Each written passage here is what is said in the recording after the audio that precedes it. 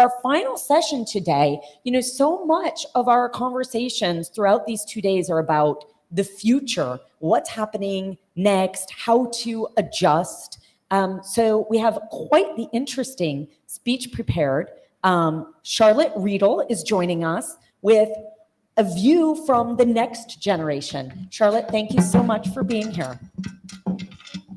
Thank you, Tess. So the evolution of domain names. In the view of Generation Z and Alpha. So you might be wondering, why consider generations when talking about domain names? Well, as we all know, domains have evolved drastically over several generations. Domains have just turned 40 years old, so they just celebrated their 40th birthday, and ICANN also celebrated its 25th birthday, and new TLDs have been around for 12 years already. That is a really long time for things to change. So I'm assuming everyone here wants domain names to still be around for many years to come, right?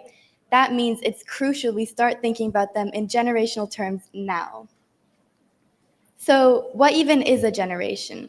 A generation is a group of people within a 15-year age range.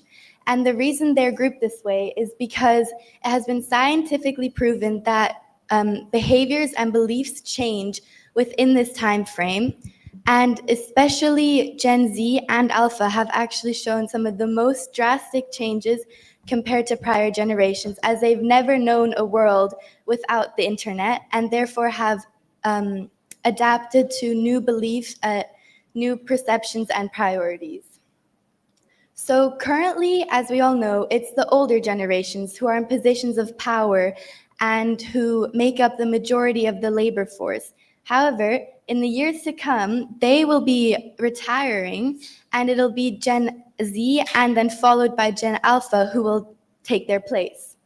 This means that businesses must adapt now to these new generations so that they can ensure that they will be able to reach the new target audience in the years to come.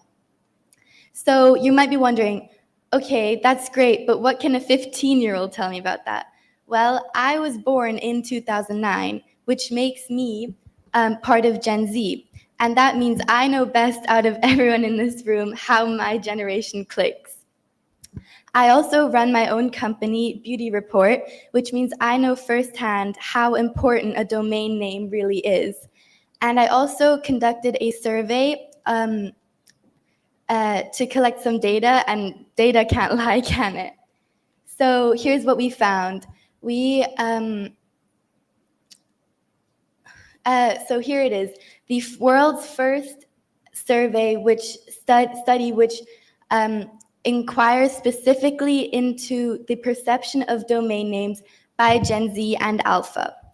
We actually had a great turnout, and we have mostly a very balanced gender distribution, but we do have a slight bias towards Gen Z, as Gen Alpha is still so young. So here it is, the outcome. So I've categorized it, the good, the bad, and the ugly. Although that movie may actually be even older than my dad, its title perfectly depicts the positive, negative, and challenging aspects we'll discuss today. So the good news is that we actually found that the younger audiences are more trusting and more accepting of NLTDs than the older generations were. However, unfortunately, we also found that new top-level domains still have a long way to catch up to the legacy TLDs, com, net, and org. And the ugly truth is that, unfortunately, women do actually lag behind in trust when it comes to NLTDs. So let's look at this more deeply. So the good news that we found is that we asked the participants how much they trust NLTDs and if they would avoid a website due to its ending, or if they already have actually in the past. And as you can see here, it's the older generations who have avoided more often and who have less trust, and the younger generations have quite high trust and quite low avoidance rates. So what does this mean for us? Well, as I stated earlier, it's the younger generations who are going to come and join the labor force, which means that new founders and marketing executives are more likely to choose an NLTD since they often give a better option for a second level domain. And since the trust issue is gone anyway, clearly, what's the point of them choosing anything other than an NLTD, right? This gives us a once-in-a-lifetime opportunity to get the NLTD market share from where it is to where it should be. However, as you can see here, we still have a long way to go. On this graph, you can see that at the top, com, net, and org still dominate in the public perception, and so they still dominate in the public perception. And honestly, it's not that surprising considering .com had a 30-year head start, which gave them plenty of time to get comfortable all the way at the top. And if you think about it, all the major companies you can name, from Amazon to Google to any other company, they use .com, which means that since we trust these companies, we automatically also blindly trust .com. And that, again, gives them another unfair advantage. And the last but not least, the ugly truth. So our survey found that women are 20% less trusting of NLTDs than men are, which that isn't just a number, that is a huge issue. It shows that gender inequality in the digital space is a real thing. Trust is crucial when it comes to being online. Whether you're online shopping, networking, or even using it for personal security. If women do not trust the online network or don't feel safe, of course, naturally, they're not going to be as open and engaging to new ideas such as NLTDs. And this hesitation could really slow down the growth and acceptance of NLTDs in the future. But no worries. With my three-part plan, we can definitely overcome this issue. So firstly, we need to launch a pre-round trust campaign. So I'm sure everyone here knows for the last ICANN round, everyone was hoping that they would use the application fees to create an awareness campaign. However, that didn't happen. But fortunately, yesterday, Chris Mondini actually said that ICANN is considering to use these next round's application fees to create an awareness campaign. However, even if that doesn't end up happening, we still have a chance. So I'm sure a lot of you know the Got Milk campaign from many years ago.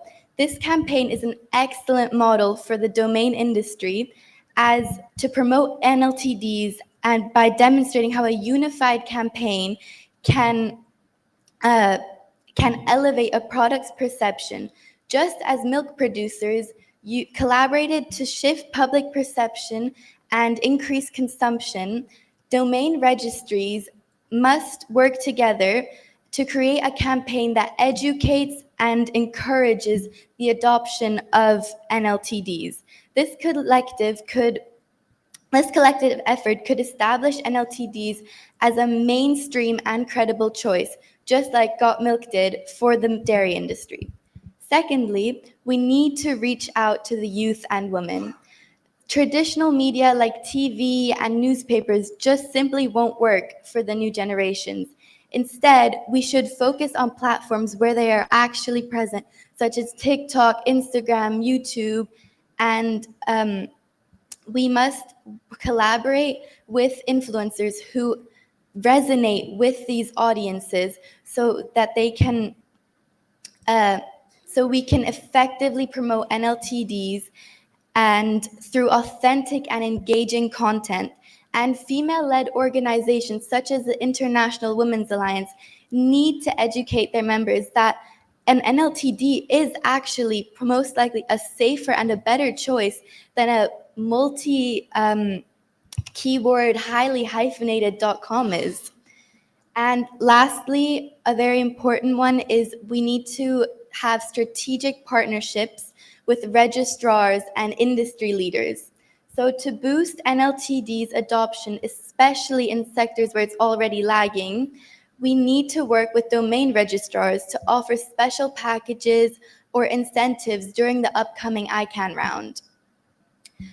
So let's start with schools. My new school has a website under the name brentwood.essex.school.uk. That's a fourth level domain. I mean, that's crazy. Instead, why can't Identity Digital hand out a couple .school domains for free? Brentwood.school. That's so much better, right? And with that, we can effectively promote and integrate NLTDs into everyday life using a trusted source like a school. So with all of these initiatives, we can effectively promote NLTDs and overcome the scarcity of .coms. It's a generational task, and I would love to be part of it. Thank you.